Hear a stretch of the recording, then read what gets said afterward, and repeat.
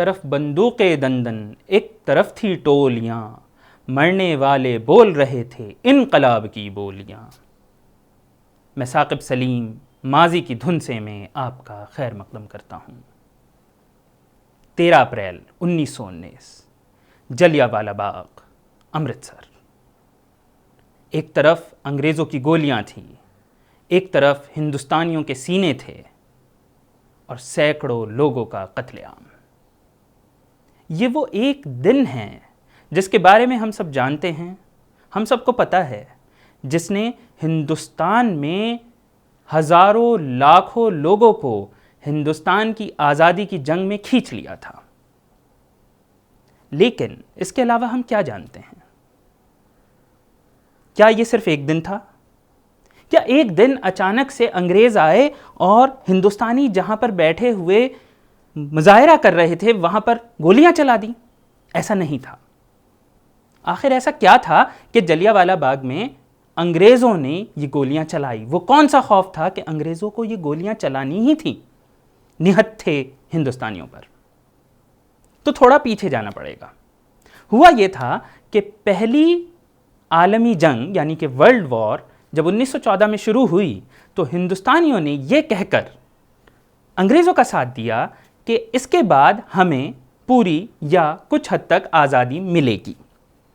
लेकिन अंग्रेज़ों ने जंग ख़त्म होने के बाद अपने इस वादे को तोड़ दिया।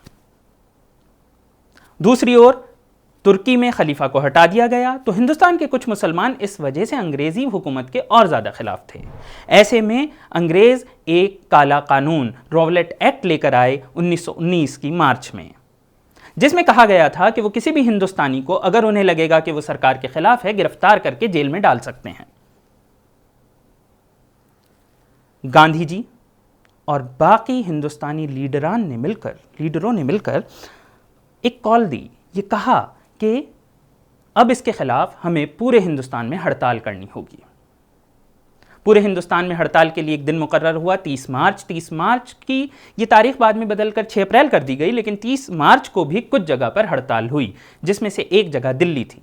दिल्ली में रेलवे स्टेशन के पास जब हिंदुस्तानी हड़ताल के बाद जमा हुए तो अंग्रेज़ों ने उन पर गोली चलाकर 50 से ज़्यादा हिंदुस्तानियों को हलाक कर दिया।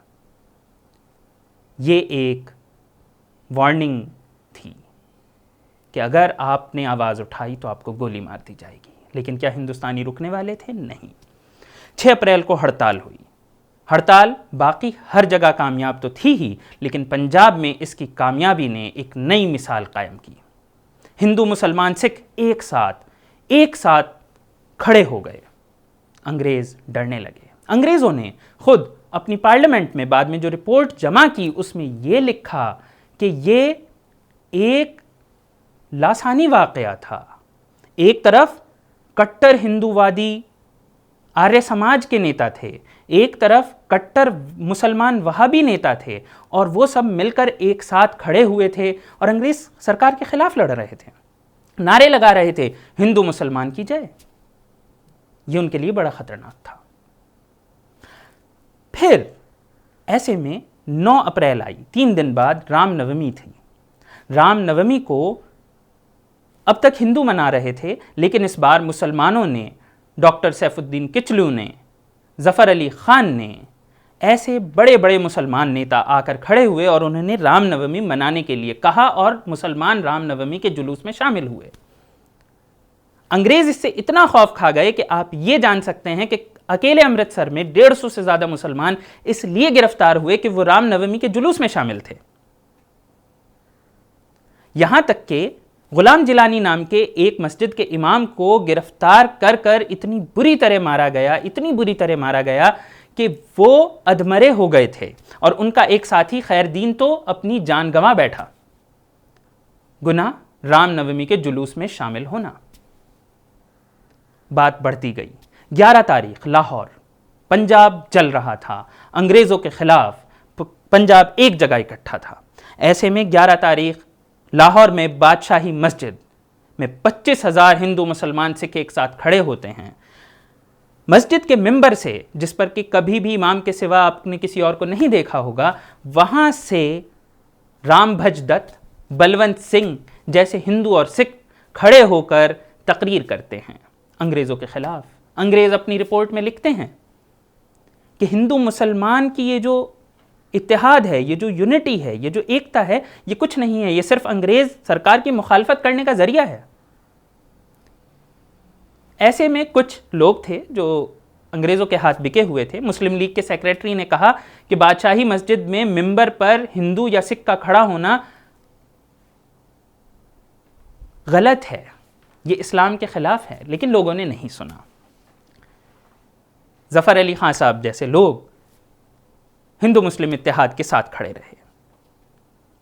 अब अंग्रेज़ सरकार परेशान हो चुकी थी। 13 अप्रैल को अमृतसर में लोग जमा हुए, जलियांवाला बाग में, बैसाखी का दिन था। यह हरविंदर साहब के बिल्कुल बगल में एक जगह थी। क्यों इकट्ठा हुए? क्योंकि डॉक्टर सैफुद्दीन किचलू और डॉक्टर सत्यपाल को गिरफ्तार कर लिया गया था। उनके खिलाफ, ये इस चीज़ के खिलाफ कि गिरफ्तारी हुई, इस गिरफ्तारी के खिलाफ वो लोग इकट्ठा हुए। अंग्रेज़ों ने, जनरल डायर ने आकर वहाँ पर गोली चला दी, सैकड़ों लोग मारे गए। लेकिन इतना ही काफ़ी नहीं है, कहानी यहाँ पर ख़त्म नहीं होती। कहानी यहाँ से शुरू होती है, या शुरू तो पीछे हो चुकी थी, कहानी अभी चलेगी। इसके बाद 14 अप्रैल अगला दिन सुबह सुबह गुजरावाला, एक और शहर, वहाँ पर भी हिंदू मुस्लिम इत्तेहाद जोर पकड़े हुआ था। फजल इलाही नाम का एक मशहूर मुसलमान लीडर, जिसे कट्टर मुस्लिम लीडर कहा जाता था, वो हिंदू मुस्लिम और सिख इत्तेहाद की बात कर रहा था। ऐसा शहर बड़ा ख़तरनाक हो सकता था। ऐसे में 14 की सुबह लोग उठे और उन्होंने देखा कि रेल की पटरी के पास एक गाय का बछड़ा सर से कटा हुआ पड़ा हुआ है। लोगों ने एकदम से कहा यह अंग्रेज़ों की चाल है। लोग एक साथ इकट्ठा हो गए, मुसलमान भी, हिंदू भी, सिख भी। लोग चल पड़े डिप्टी कमिश्नर के घर के बाहर। उन्होंने कहा यह गलत हुआ है। इसके बाद वो हुआ जिसका कि तारीख में कोई नज़ीर ही नहीं है।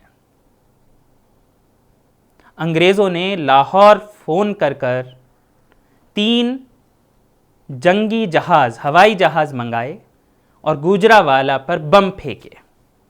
जी हाँ, अभी 1919 में हवाई जहाज़ का इन्वेंशन यानी कि इजाद हुए 20 बरस भी पूरे नहीं हुए हैं। पहली बार जंग में उसका इस्तेमाल हुए अभी 5-6 बरस हुए हैं, और ऐसे में निहत्थे आम लोगों पर बम गिराए जा रहे थे। आसमान से मशीन गन से गोलियां चला रहे थे ये हवाई जहाज़।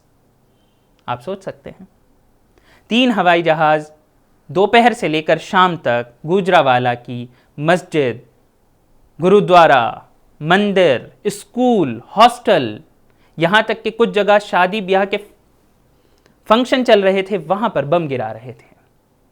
कितने लोग मारे गए होंगे।